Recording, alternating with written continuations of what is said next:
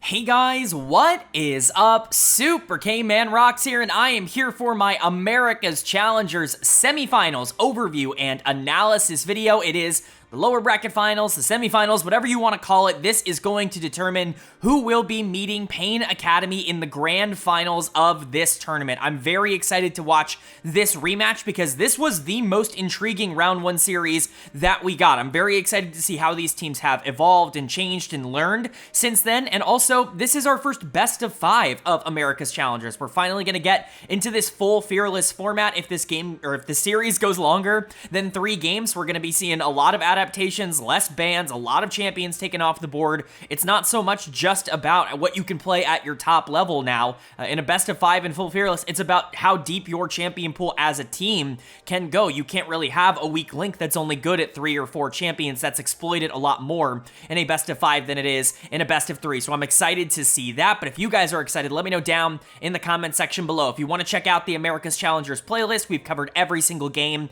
at the tournament up until this point. That's going to be linked up in the iCard right now. You can, of course, check that out if you are interested. That's going to give you my preliminary thoughts going into a series like this, but of course, it is not necessary. We are going to be talking about everything you need to know for the semifinals in this video. So, without further ado, let's get right into it. If you are new here, what we are going to do is, of course, go game by game, talking about the advantages and the disadvantages that each team was able to generate. I'll be giving a player of the game and a dud of the game for each individual game that we cover, and at the end of the series, I will be giving a player of the series to tie everything into a nice, neat little bow. I am super excited to get into this. We are going to know our finals matchup, which of course we will preview at the end of this video, but most of today will be spent talking about the lower bracket finals, the semifinals, and let's not waste too much time. Let's get right into the analysis. You can already kind of see it up on your screen, but of course this is a matchup between the number 3 seeded Fear x Starforge and the number 2 seeded Fuego. They fought in the first round. They obviously had that matchup in round 1 in a best of 3. Fear was just narrowly able to come out on top in that series. Some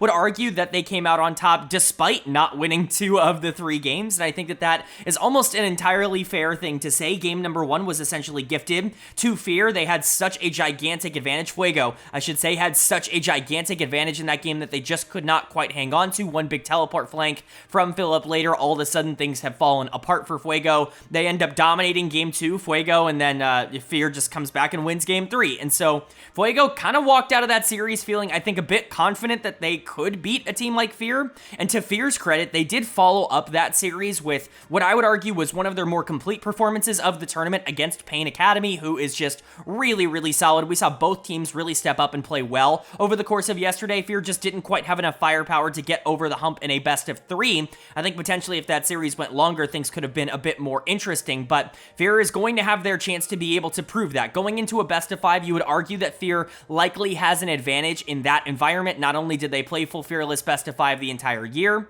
but their opponent, Fuego, while they were in a fearless format, never actually had to go deep in a series. They 3-0'd every single team that they played against in the LRN playoffs. And so this is not a team that we've really seen have to go to their 4th or 5th, draft picks in a lot of these series. It's definitely been a lot more congealed and homogenized in terms of their drafts. And I think that could potentially be something that favors a team like Fear in this series. But if you're looking for reasons to favor Fuego, there are plenty. I think all you have to do is look at the last couple times these two teams have played. When you look at their best of 3 from round number 1, again, as I said earlier, you could argue that Fuego was honestly the better team in that series on that day. You can argue that Mataz has actually looked really good. They looked great against Vivo Cade Stars, knocking them out of the tournament. It feels like Zelt and ADD and Virus and Baula, they're all playing their best league that they have played recently right now, which is a really good sign. And also, this team has dominated best of 5s over the course of their year. We talked about Fear potentially having some advantage going later in this series because Fuego hasn't had to go past 3 games in a best of 5, but Fuego hasn't had to go past 3 games in a best of 5. They swept literally everyone out of the LRN playoffs, and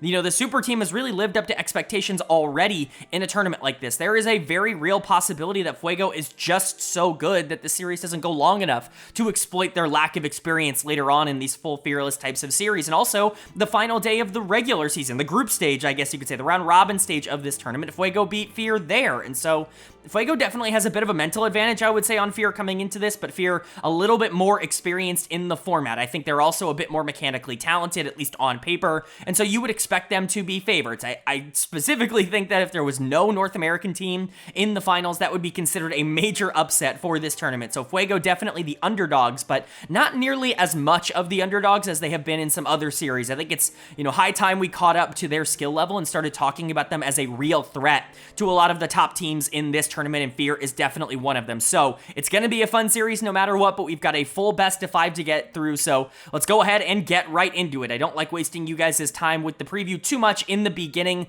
Let's go into the analysis. Of course, going game by game means we get to start with game number 1 to figure out how this series starts. Game number 1, very important to establish pressure. Not quite as important as it is in a best of 3, but still something that you definitely want to win. But who is going to take it? Well, the winner of game number 1 was Fear x Starforge. They are going to take the first game of this series. They're going to go up 1-0, and this was a great performance from them. I think this was a very clean, very clinical game, and honestly, we haven't been seeing all that much of that out of Fear. We've been seeing a lot of, scrappy wins, a lot of very long games coming out from Fear. They have gotten very used to playing 40-plus minute games at this tournament, whether they're winning or losing, whether you're talking about game 1 against Pain or basically everything that happened on the final day of the round robin. This team has been very used to playing long games, and lucky for them, this was just one of the more clean, straightforward, direct wins that they have had in quite a while. I say that Fuego almost was able to get back into the game. A 50-50 smite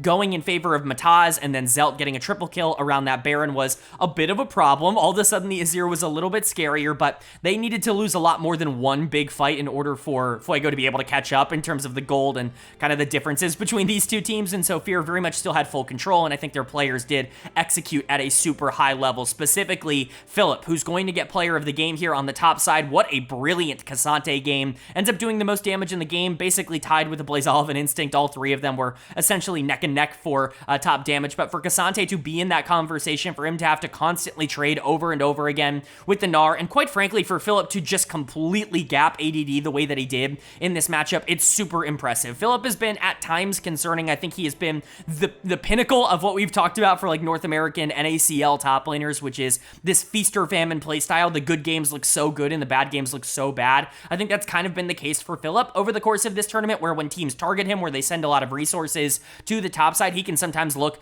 like he's struggling a lot, like we saw that against Pain. But I think when he is winning, when he is able to get these isolated matchups and just kind of flex his mechanics like he was able to and just kind of be better than the enemy top laner like he was in this game, then he looks amazing. He was exceptional here. He looked very good against Fuego, in my opinion, in round number 1 as well. He was my player of the series against Fuego in round number 1. And so for Philip to step up, for him to constantly be pushed in, for Fuego to have the scouting report of wanting to dive Philip, wanting to pressure him under tower, and for Philip to still be able to just not only survive that, but solo kill ADD twice, completely control side lanes, be the most influencing figure in teleporting in and creating and starting plays alongside Winsome. It's just an expertly played game here from the top side of Fear, and I think you have to give him a lot of credit for that. It does seem like this is going to be a bit of a mismatch in favor of Fear, because this was also the case in the 1v, in terms of the 1v1, this was also the case in the first series that these two teams played against each other. So Philip, I definitely feel good about moving forward in this series, but you got to give a lot of credit to the facilitators as well. The Ivern, the Rel, I think both of them had great games. I honestly considered Winsome for player of the game quite a bit over the course of this one, because he was so consistent in terms of following up on a lot of these big Cassante plays. The Rel was necessary in order to create a lot of action in this game for Fear. The Ivern was also very good for XU. He was able to control the tempo early, and generally speaking, I wouldn't consider Fear kind of an Ivern team, but I think it does fit the idea of maybe where they would want to go to enable the middle of the map in order to kind of push forward in these 5v5s. A Blazolve was good. Instinct was doing a ton of damage on Poke Varus. Like, overall, this was just a very clean and well-executed game from Fear outside of that 50-50 Baron, and even with that, they still were never in any sort of danger. I just would like to see them clean up any sort of bad plays and, really be that dominant team we kind of wanted them to be in this best of 5. But for Fuego, unfortunately, just kind of got gapped in game number 1. It just was a bit of a skill difference in the early game. We've been kind of talking about how it's become a little bit more flexible how to play at this tournament as it's gone along. The group stage of this tournament was all just, okay, who gets the early lead, they win the game. Like, that was the first couple days, but I think it's evolved a little bit more. We've seen more comebacks, more resilience, I would say, from some teams, some better macro overall now that teams are kind of narrowed down to the top 3. And so for Fuego, I wasn't like throwing in the towel the moment that they lost in the early game. You've still got Jarvan plus Azir, which is a very dangerous combo. You've got plenty of setup with the Gnar, with the Nautilus. Hell, even the Jhin has a ton of ways to set up the Jarvan or the Azir in order to take over. And there were moments, like I said, Zelt getting that triple kill around the Baron after the 50-50 is definitely a positive, but you just kind of got outplayed in a lot of other circumstances. ADD is a very clear choice for dead of the game, in my opinion. Just was not on the same level as Philip in terms of the 1v1, got solo killed twice, was never as impactful in any of these team fights. Like, this was just a pretty gigantic top gap in the first game, and this is going to have to get better moving forward if Fuego want any chance of being able to win this series. I think Varus and Bala were also just completely irrelevant. Instinct and Winsome had great games, and they had total pressure of the bot side of the map for basically the entirety of the mid game. Varus and Bala just didn't do enough to be able to pull that back. And so, for Fuego, I think you just need to play better. I know that feels like such a simple answer, but if you're able to step up and actually contest a little bit more in the 1v1s and the 2v2s, that's really the only way you're going to be able to survive in this series. They were able to do that previously against Fear. We just need to see them do it here. I think it's definitely possible. It just didn't quite happen in game number 1. So for Fuego, you just need to be able to get some of that mechanical raw skill back and be able to, go toe-to-toe 1v1, and I think all of a sudden a lot of your problems end up being fixed. You can play out the mid to late game a little bit cleaner. And then for Fear, this was an excellent look. If you are able to generate such a large advantage like you were here, the series is going to be relatively easy because, quite frankly, on paper, you should be able to generate these large advantages. So game number 2 becomes very important. Not going down 0-2 is a pretty big thing for Fuego. Going down 0-2 would be a problem because having to win 3 games in a row against Fear, regardless of how inconsistent that team has been, is just a really big ask. This is a very big, game here for Fuego and a necessary win for them in order to keep their hopes alive. But are they going to be able to do it, or is Fear going to be able to take that dominant 2-0 series lead and prove that they still deserve to be considered one of the tournament's best right now? Well, the winner of game number 2 was Fear x Starforge. They are going to take game number 2. They're going to go up in this series 2-0, and they have taken full control of this best of 5. We were talking in the preview about how Fear was likely going to benefit quite a bit from this series being prolonged, but it might not have to be prolonged. We're looking at a 2-0 lead. Fear is on the verge of sweeping Fuego out of this tournament and going to the finals, and I'm just happy for them. These are some of the cleanest games that they have played the entirety of this tournament, specifically recently. Like, they looked good in the first couple of days, but the end of the group stage, the playoffs so far, they've definitely looked a lot more human, a lot more beatable, and I think this is kind of a reminder that this is still one of the teams that you have to watch out for, and they are very much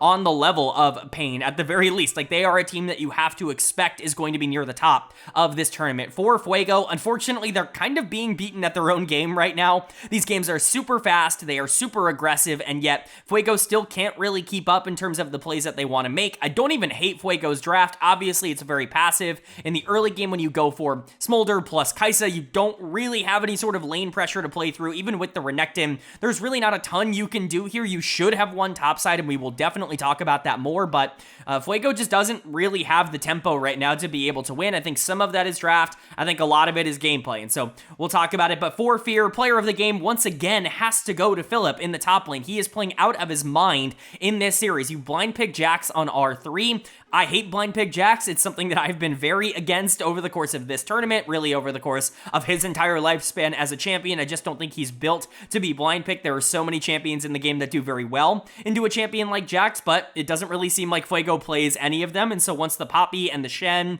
and a lot of these more direct counters are banned out, they just go for the Renekton. Sure, whatever. I mean, I don't think this is a particularly good decision. I don't think you're punishing the blind pick Jax at all here by going Renekton, but that's just my personal opinion. I think that there are plenty of champions in the game that could have made this matchup significantly harder for the Jax, but Philip was able to be put into a situation where he could just play Jax from a relatively good position and a relatively good matchup, and the only lane that was supposed to ever be in favor of Fuego all of a sudden goes in favor of Fear, and Philip is kind of running the entire game again. He is absolutely popping off. It feels like Philip is Fuego's kryptonite. We talked about it in round 1 as well. He just seems to play really well against this team, and this is a really good time for him to be playing well. A great moment for him to step up. I do also think that the rest of this comp is really kind of smart in a sense. I think it's so easy to execute, and that's not a negative. I don't want that to come across like, oh, they picked the easy comp and they took the easy way out with the win. However you get the win, get the win. Like Wukong Orianna, super easy to execute. You put the ball on Wukong, you go in the middle, you win the 5v5. Like it is about as, straightforward and easy to execute as you could possibly imagine, but that's what you want in a series like this. You want something where the moment that XU or Blaze Olive or even Winsome or Philip, the moment that they have gold, all of a sudden they can dive into the enemy backline.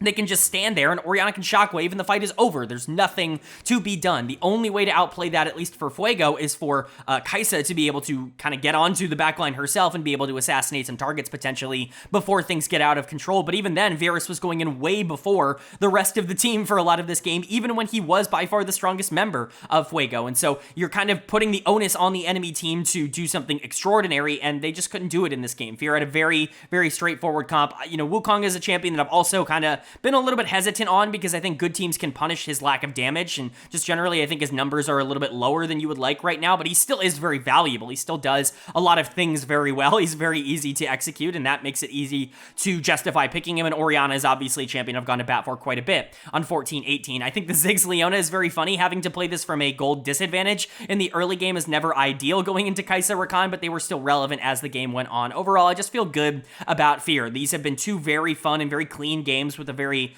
strong identity from them, and that's really all we've been asking for. They don't need to be perfect, they just need to have a plan, and I think they had a plan here. For Fuego, it just didn't work out. I really do not like this draft for them in particular. I think if you're going to be able to take on a team as talented as Fear, you have to have something in your comp that lets you fight early, and you just don't really have that. Smolder obviously really can't do that now, especially after the nerfs. Kai'Sa, even though she was kind of donated a lot of gold in the early game, and quite frankly, Fuego had a lot of tempo and pressure as this game started, it's not like Kai'Sa can really take advantage of that in the same way that other champions could. I know that obviously the AD carry pool a bit more pinched here as we move into game number 2, but Kai'Sa just wouldn't have personally been my pick. I specifically don't think the Zac or the Renekton would have been my picks. I just think there were other options available on the board. I'm really shocked to see Xin Zhao get basically no priority for Fuego. If they really like Jarvan, I'm not really sure what they don't see in Xin Zhao, who I think is just a stronger version of Jarvan at the current moment, but that's just my personal opinion. ADD needs to stop getting gapped on the top side. He's going to get done of the game, and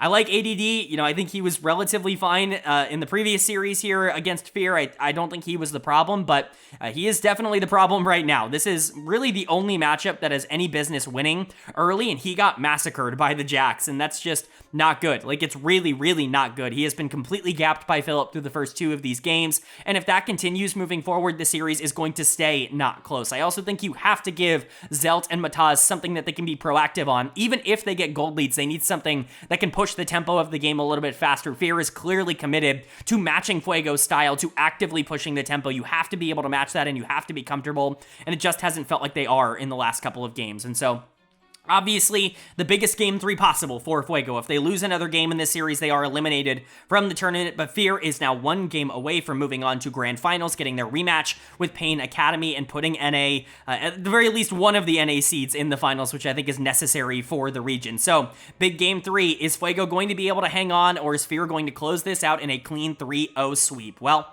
the winner of game number 3 was Fuego. They are going to take game number 3. They're going to keep this series alive at the very least for 1 more game, and they did it in dominating fashion. This was just a romp from start to finish. This was a really good effort from Fuego, but honestly, if you're Fear, you can kind of chalk this up to just like, okay, well, we had a bad level 1, we got set super far behind, and they just kind of played the rest of the game out, and we lost, and that's just kind of how it goes sometimes. I don't think they made, like, egregious errors across the board. Like, this wasn't some unwinnable game for Fear. This was just one of those games where Fuego had a better early game, and all of a sudden, gold lead has spiraled out of control, and there's just no way to come back, and it's a 25-minute win, and, you go next. Like, I'm not panicking for Fear. I think this was fine as a first loss in this series, but for Fuego, it does at least show that you can set the record in your favor at the start of these games. You don't have to be beholden to the whims of Cincinnati Fear and whether or not XU is going to play well at the start of a game. You yourself can control the tempo,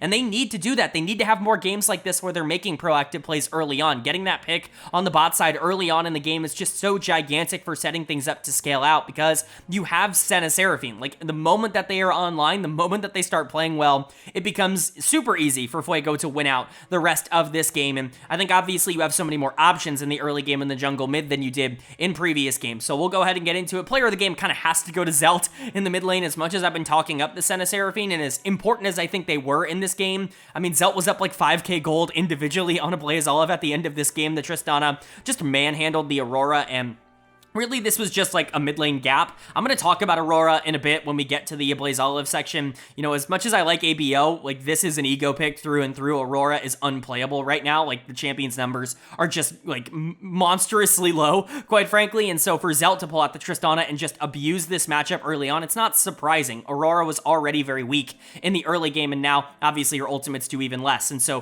for Zelt to be able to get this lead and for it to be able to be snowballed and compounded so effortlessly, I'm not entirely surprised by that. I think this is kind of what I would anticipate in a Tristana versus Aurora matchup. So credit to Zelt. He was really good in this game. He's been very good throughout this tournament. I think I've been very impressed by his gameplay. But you also have to give a lot of shout out to Mataz. And I know his scoreline doesn't necessarily look quite as flashy as maybe some others, you know, will, but the Vi definitely was a lot more influential than the Zac or really anything that he has played in this series before that. I think the Vi was a little bit more comfortable. I mean, even the Jarvan wasn't feeling all that comfortable for him, even though that's kind of been his signature pick. Over the course of this tournament, the Vi just gave him so many different options, and I think, you know, choosing to go top lane, choosing to go mid lane, having full control over the top side of the map, while the bot lane was just kind of able to quell any sort of aggressive tendencies from the enemy side and be Senna Seraphine and scale into the late game. It's just a pretty clean and easy way to execute it. We were talking about Fuego and talking about how they needed to draft something with more proactivity in the middle of the map. This was it. So good draft on that regard. ADD had by far his best game of the series, did receive a lot of pressure and tempo from his jungler. Mataz did a great job of making sure the top lane matchup was in favor of the Gwen after that R5 counter pick Camille, but ADD still needs a lot of credit and deserves a lot of credit for how he played the rest of that game out. So overall, just good stuff, generally speaking, for Fuego. A significantly better game number 3 than anything they had shown in the first 2 games, but like I said, for Fear, I'm not hitting the panic button by any means. I'm not freaking out about this result. I do think this draft is a little bit ego, as I said. You know, Camille, Aurora as your solo lane duo is just not really where I would be looking right now. Not only do I think Aurora is really bad as a champion, I think her numbers are very low, but I think she's especially bad in the mid lane. I think she is like passable in the top lane. I think that there are moments where you could theoretically decide to pick something like Aurora top lane. I just do not think that you can play her mid. She is way too exploitable in the early game right now, and you're going to lose every bit of tempo, and that's exactly what happened here. Blaze Olive was a minion in this game. He's going to get done of the game. I don't know how much of it was him playing poor and how much of it's Aurora being bad, but my read on the meta going into this tournament was that Aurora was going to be bad, and then this game happened, and she got absolutely obliterated, and so I just don't really have a lot of faith in that champion right now. I think her kit is strong, but only if her numbers are good, and her numbers aren't good, and so that's just my take. Blaze Olive really didn't get to do anything this game. Like I said, he was down like 5k gold individually by the end of this game. Just pretty horrible in that regard. I think Instinct and Winsome also not being really anything in the bot lane was a bit of a problem. Instinct actually had a really poor game, in my opinion, on the Ashe. I think the positioning wasn't ideal. Obviously, getting caught early in the game is pretty disastrous because you need to be able to tempo out of this bot lane. You need to be able to play through it in order to kind of do anything in the early game, and that's not really what ended up happening. Instinct and Winsome just kind of needed to be better. I do think XU actually had a really good game. I don't think Philip was all that bad on the Camille, even if, once again, Camille is one of those champions that I think is kind of a luxury pick in the meta right now, where if you are able to win on it early, it looks good, but man, is it inconsistent. And, you know, we definitely see the pluses and minuses to that champion in a game like this. XU definitely was the driving force. He was the best player on Fear. He looked great on the Sejuani, but there's only so much he can do on Sej to stop a lot of the pressure that the laners in particular were able to generate for Fuego. The Gwen, the Tristana, even the Senna Seraphine, they were just way too far ahead. Sejuani doesn't have the prio and the power to stop that once everything's kind of already spiraled out of control, even if he was very good in this game. So for Fear, again, I'm not panicking. This was just a weird early game. I think if you aren't giving over free resources to Fuego, you're probably still fine in a series like this, and I think you can mentally chalk this up to just being a bit of an outlier. But for Fuego, this is your, you know, lifeline back into this series. This is your second chance. You've won game number 3. If you can then go on and win game number 4, now all of a sudden we're looking at a winner-take-all game number 5, and you have the momentum of winning the last 2 games in this series. Fear is already a team that's played a lot of really close games and has, you know, kind of come up not clutch in a lot of those situations, and so I imagine that mental toll is is definitely going to exist if we go to that game number 5. So I think this is kind of a must-win for both teams. I don't think either can really afford to lose this. Fear wants to close this out before going to that Silver Scrapes, and Fuego wants to be able to stay alive. So who's going to get their wish? Well, the winner of game number 4 was Fear x Starforge. They are going to take game number 4. They're going to close out this series with a 3-1 win, and they will be moving on to the grand finals to get their rematch against Pain Academy. Fuego, unfortunately, to their credit, gets top 3, which is amazing. That is a great result for this team. Obviously, they came in with a lot of expectations for themselves. I think a lot of people underestimated them, and they proved them wrong over and over and over again. They knocked the number 1 CBLOL team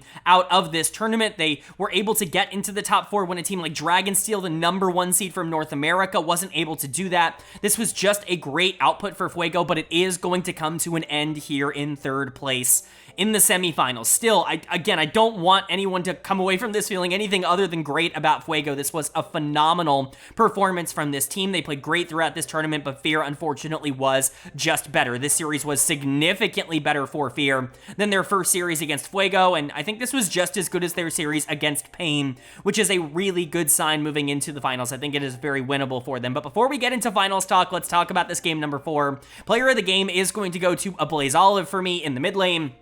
This Jace was so far ahead, the resources that he was able to get throughout the game, the sheer amount of gold, it ended up creating a situation where one Shock Blast from Jace was likely the end of the fight. The poke coming out from Jace plus Ezreal was just too much to handle, and ABO was the biggest problem in this game, in my opinion, for Fuego. They just didn't really have an answer to Jace. They didn't really have a way to shut down his damage, and it was also free, and he did such a good job in the mid game of being able to continue to put pressure on with the help of XU, with the help of Philip and Winsome, and I really do think that this was just a really well-played game from a Blaze Olive, easily his best of the entire series, in my opinion, and kind of a necessary one after a rough game on the Aurora in the previous one. But player of the series for me as a whole, no-brainer, man. It's gotta go to Felipe. It's gotta go to Philip in the top lane. This was a phenomenal top lane performance. This was a top canyon throughout the entirety of this series. Really, the only game that it was even close was game 3, but even then, I don't think Philip individually played all that bad on the Camille. I just think that ADD had a lot of help from Mataz and probably played his best game on the Gwen, and so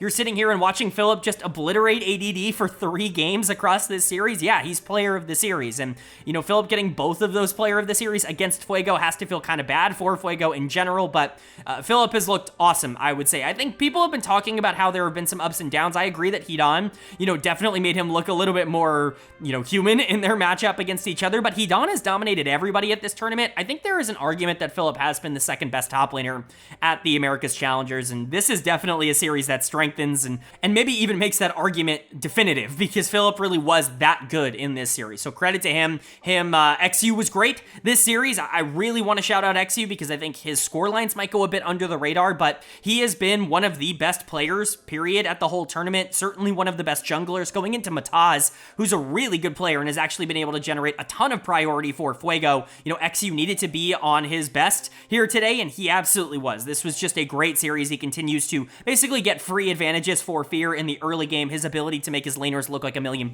It has to be studied. This guy is ridiculous. Instinct and Winsome were fine as well, but this really was a topside focused series. They didn't have to do all that much. Instinct was really, I'm not going to say irrelevant, but he wasn't the focal point for where Fear wanted to put a lot of their resources, and so it didn't end up being as much of a focused series on the bottom side of the map, but Philip looked unbelievable, and XU, I think, is the other player that definitely stood out as having a great series, and Fear needs to keep this up. If they play like this in the finals, there is a very real shot they are the best team at America's Challengers. But for Fuego, again, I don't want the conversation to be anything other than positive surrounding Fuego when it comes to this tournament. They were exceptional throughout a lot of this. A top 3 finish for a LATAM team at a tournament like this is gigantic, and it really does prove that you cannot take like the LRN and the LRS lightly. Like, these are actually good players and genuinely good leagues, and I think Fuego being able to dominate the LRN, coming in and kind of backing that up with a lot of wins here, it's definitely a very good look for the region as as a whole, unfortunately, just wasn't quite enough to get past a Fear team that was locked in this series, and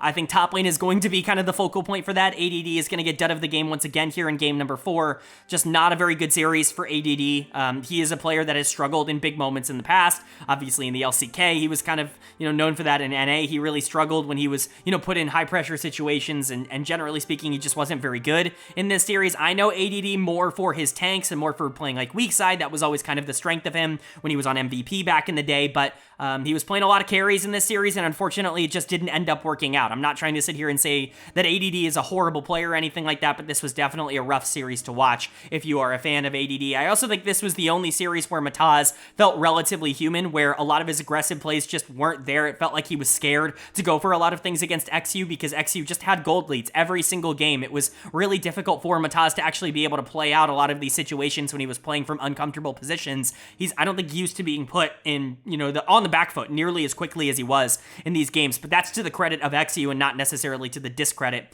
of Mataz. I think Varus and Baula were fine. Zelt was really good in this series. I think he was the best player on Fuego, and he is still someone that I'm very excited about moving forward, but unfortunately for Fuego, this is the end of the line. This is the end of their run. They are not going to be moving on to the finals, but like I said, top 3, very good finish for this team. But for Fear, hopefully they can carry this form in. That's all you're really looking for. If they can show up like this against Pain, there is a very real shot that this team is going to be the champions of this tournament, which is, I think, what they expected to be all along.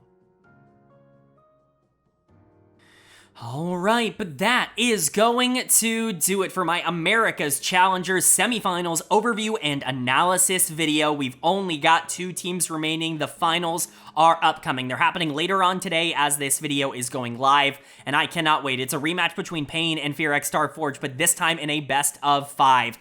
These are the 2 best teams at the tournament. I think that has become more and more clear the more games that we have played. I don't even really think it's all that questionable at this point. These are the 2 teams we wanted to see in the finals. Pain has looked like the best team at this tournament. They took down Fear to get to this spot in winners finals, but Fear, I think, has more momentum coming out of their series against Fuego. They showed more in that series than they had in recent memory, and they have the talent to be able to take this final series. It's going to be big. Brazil versus North America. Which region, which team is going to be able to take home the inaugural America's Challengers tournament? It's going to be a blast to watch, but I'm excited. Hope you guys are as well. If you are, let me know down in the comment section below. Who do you think is going to be able to win that series? Who do you think is going to be the champions of America's Challengers? And have you enjoyed the tournament so far? I'm definitely curious to hear you guys' thoughts on everything. If you want to keep up to date with my thoughts and, how this series ends up going, we're going to be reviewing it on the channel tomorrow. You can check out that video by hitting the subscribe button and hitting that bell so you can be notified when those videos do go live. We've been posting some Worlds content as well. We had our top 20 players at Worlds go out last night.